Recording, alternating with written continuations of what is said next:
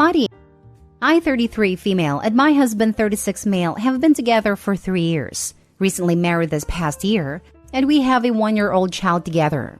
My husband has 2 kids from a previous marriage, Zara, 16 female, and Sam, 18 male. My husband is a disabled veteran, and his child support is based on his government compensation, Social Security. Social Security determines the amount of child support his ex-wife receives per child, and her child support payments dropped in half when our son turned 18 and dropped out of high school. We had no issues with his ex-wife until we married, and now his ex-wife wants more money because my income is significantly more than my husband's. His ex-wife also wants compensation for their 18 male, who lives at home with her.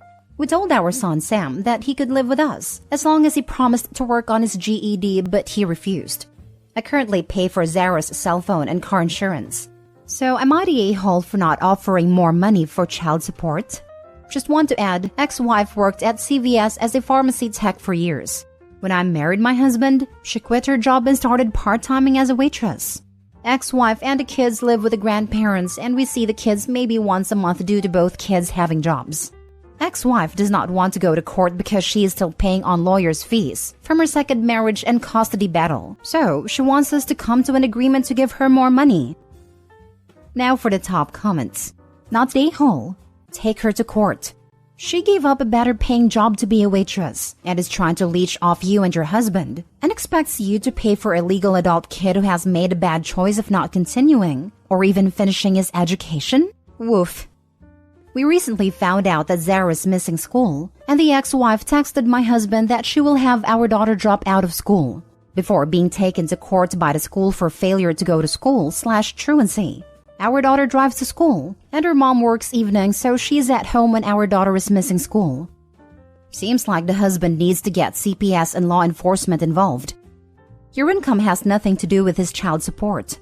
Not the a-hole. Just need to be careful about the possibility of imputed income, depending on where you live. True, I live in Netherlands, and the income of the new partner may mean that you have to pay more alimony here, because from that moment on, you can share living costs with someone, which increases your financial capacity. Not the a-hole. She shouldn't have left her better paying job to wait tables.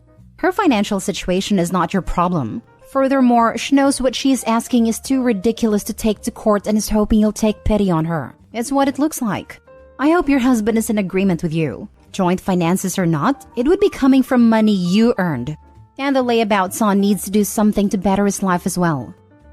Yeah, we are getting mixed opinions from my husband's family if we should give more money or not. My husband agrees with me. Anytime our older kids need clothes or shoes, we pay for them. We give the kids gas money. We've also helped with their car repairs. So we don't understand her logic for us giving her more money a month just because. We told the ex-wife that both kids could live with us if the financial strain was too much, and she adamantly refused.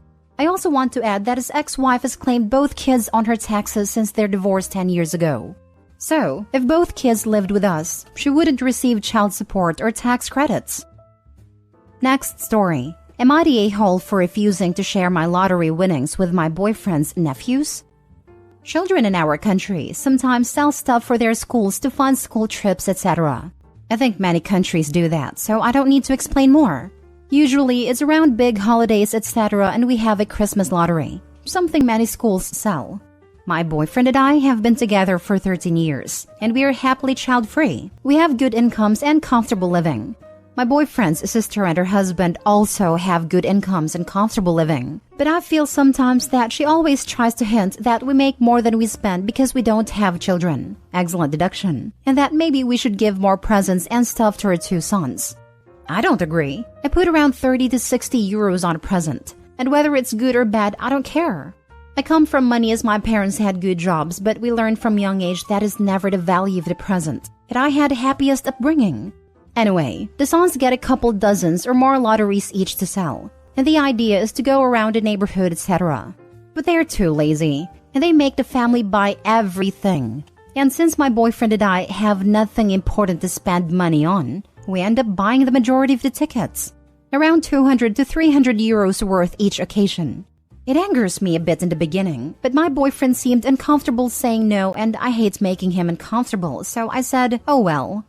This Christmas, I won about 150,000 euros. I was so happy because I never win stuff. But when the nephews heard this, they wanted their ticket back. I was shocked and said hell no. They called me like 50 times, and my boyfriend's sister and her sons showed up next morning to talk, then argue, then fight me. Then she asked to at least split it 50-50 with them, but I wouldn't budge. All three left in tears saying they will take me to court, and my boyfriend wants me to split or I'm being an a-hole. I usually donate 20% of my bonuses, inheritance, or any big chunk of money I get to charity. I thought I would do that and buy the boys the bicycles they were saving for, which cost around 2,500 each. I don't know why, but now I won't even buy them the bicycles. Am I the a-hole? Edit. My boyfriend is the one who pays for the tickets. He then splits the tickets. The winning ticket was one of mine. Not the a-hole. It's your money to do whatever you want with. Screw your boyfriend's family for being leeches, and screw your boyfriend for not standing up for you. OP should take the money and pay for the boyfriend to get therapy to start learning healthy boundaries and how to say no to family. Not the a-hole. If anyone else, more specifically a stranger, had gotten that winning ticket and not you, they probably never would have asked them to split the money, because that would be rude. But since it's their uncle's girlfriend, then apparently all of that goes out the door. You bought the tickets. The transaction was finished, so they were 100% your tickets and not theirs. So I don't see why you should have to share. Not the a-hole. Which court they were planning to take you? The court of entitlement? Court of idiots? If you decide to donate some money to charity, do it in their names. Maybe buy bicycles to kids in shelter or something. Your boyfriend should learn some boundaries. If he's fine being a doormat, that's on him. But he shouldn't expect you to be. If he really thinks you are an a-hole, then maybe he isn't the one for you. And don't forget to report them to the organizers for trying to claim ownership of tickets they sold, not the a-hole OP. Not the a-hole. Seems like over 13 years you've spent thousands on these lottery tickets, plus gifts. You've been more than generous. They have no right to the winnings, any more than the clerk at a corner shop who sells a winning ticket. As for the ultra-expensive bikes, there's no reason they need them. If they are even considering such a purchase, they're not hurting financially. I'd suspect you were told about their saving up before Christmas in hopes you'd give them a significant cash gift towards the bikes, regardless of what they then spent it on. P.S. We have the same issue with fundraising in the US. Raffle tickets, cookies, whatever the kids are supposed to sell, it ends up with the parents pushing the stuff on relatives, rather than the kids selling to neighbors like it used to be. I used to make a cash donation instead. Next story. Am I the a-hole for kicking my sister and her kid out of my house because she refused to cover the damage her kid caused? My sister has been living with me for close to a year along with her 6-year-old son.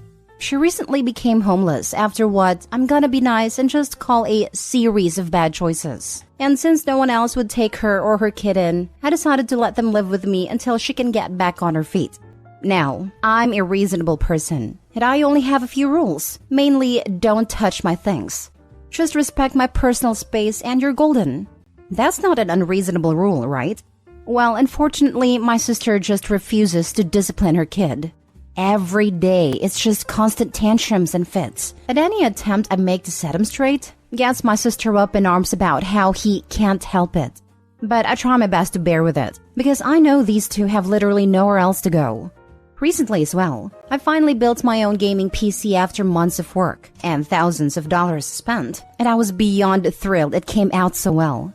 Of course, I immediately told my nephew not to touch it, and that he is under no circumstances allowed near it.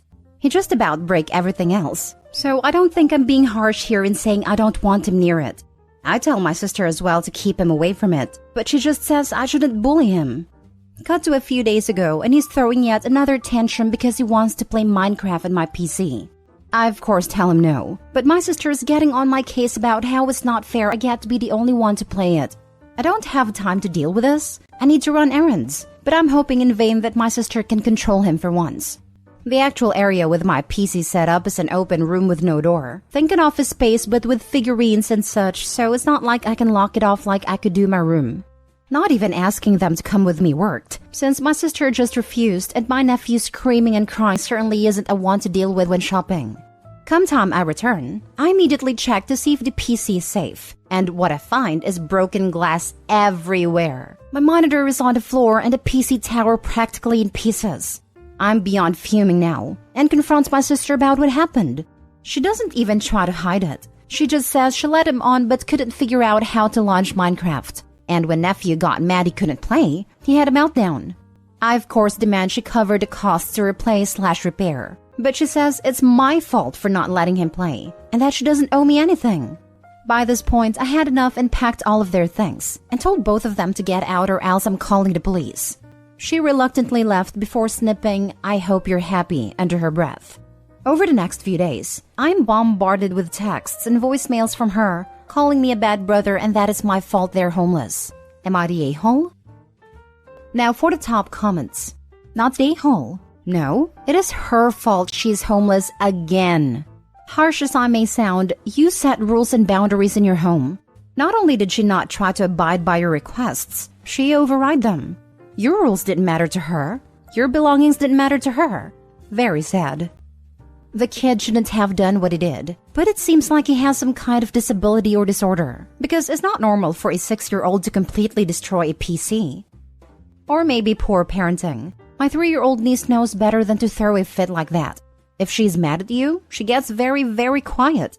I'd love to know what evil she's planning. OMG. Nope. Not the a-hole. Just FYI, cause it sounds like you don't have any other kids in your life. Your nephew didn't have a meltdown. A meltdown is a kid having big feelings they don't know what to do with, and it comes out big.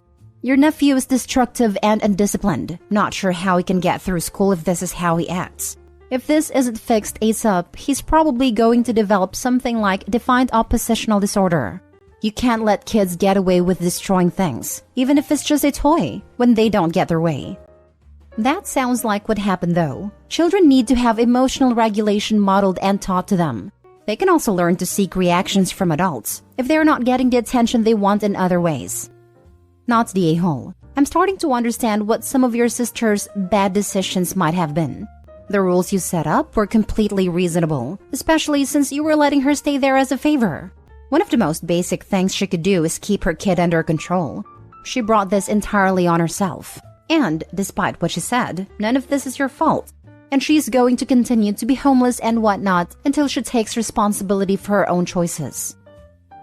Last story. Am I the a-hole for screwing over my sister-in-law? I, 26 female, have been married for 7 years. My husband and I were young when we got together, and as a result, I became like another kid to his parents. But that's a story for just now. Anyways, I never thought of his sister, 27 female, as anything less than my own. So when she had her kid, 2 male, I was excited. I've got my own kids, but I was happy to have a nephew. So my sister-in-law lives next door with her parents. The issue is that I've become the baby drop-off center. I need to run to the store turns into me texting her 4+ hours later trying to figure out where she is. It's always someone else's fault on why she's late. I'm in college online though and can't exactly do my work when her kid is on a sleeping schedule of 2 a.m. to 8 a.m. My kids attend school and need their sleep though they have a decent bedtime. I'll also add that I have a hard time telling people no and currently in therapy for that among other issues. Because of those reasons, when she came to me saying she had a job offer, she asked which of 2 schedules worked for me. Didn't even ask if I would be the babysitter. I told her neither did, so we agreed to a schedule where I'd watch him half the schedule and her parents would watch him the other. Usually her parents back out, but I told her that wasn't going to be able to happen. Well, her first interview/training is today. She told me days ago that her dad was watching her kid since he'd probably still be asleep. Okay, awesome. Then at 2 a.m. the day off, she messaged me and said, "You're still able to watch him tomorrow, right?" I hope so because I have no one else. I was angry and told her so. I told her I'm being taken advantage of, and letting me know last minute she wasn't having her dad watch him isn't okay. Dad isn't sick, just didn't want to. I told her how it isn't right that everyone else can say that they don't want to and it's okay because she knows I have a hard time saying no. It ended with her apologizing and begging me to keep him, but I still said no. She told me she will lose the job if she can't find a babysitter. And I told her he isn't my kid, so it's not my issue. My mother-in-law then messaged me telling me she's going to straighten me out and that if my nephew is such a bother, then I just won't keep him anymore. She also told me I'm an awful person for screwing over my sister, and she expected more from me. My husband agrees with me but won't say anything to his mom and sister. Am I the a-hole? Should I watch him anyways? Not the a-hole. Both you and your husband need to stand your ground. You aren't responsible for sister-in-law's kid. If your mother-in-law is so upset, why doesn't she look after her grandchild? Both you and your husband need to start setting some boundaries with sister-in-law. Otherwise, they will continue to take advantage of you not being able to say no. Your kids and your family come first. Added to say that your husband is the a-hole for not backing you up here. He may agree with you, but him keeping quiet is just as bad. He needs to grow a backbone and speak to his sister and parents. Agreed. If Opie's husband doesn't talk to her parents, they will continue to take advantage of Opie's inability to speak. This will not end Opie's problem. Massive not the a-hole. She's taking advantage of you, pure and simple. And your mother-in-law's behavior is also appalling. Why doesn't she watch him? Please keep standing up for yourself. Mother-in-law's one of those I shouldn't have to, but you should people. You are not going to watch him anymore? Okay, mother-in-law, you can do it then and not back out. Straighten me out? Now, lady, I am straight a line about my personal space and not watching your grandkids. Awful person? Cool. Don't call or message me anymore if I am awful. Not the a-hole. We've been at each other's throats for some serious overstepping she did a few months ago. Finally made peace, though not made up, as I'll never forgive her for what she did. And now she's gonna straighten me out because she's sick of me thinking I'm better than everyone. Lol. This isn't the first time she's said that. It lasted a day before I had my nephew again. Stand your ground and polish your spine. Do not take your nephew again. As for your mother-in-law, her language toward you more than justifies cutting her off for a while and not allowing her to be around your child. She freaking threatened you.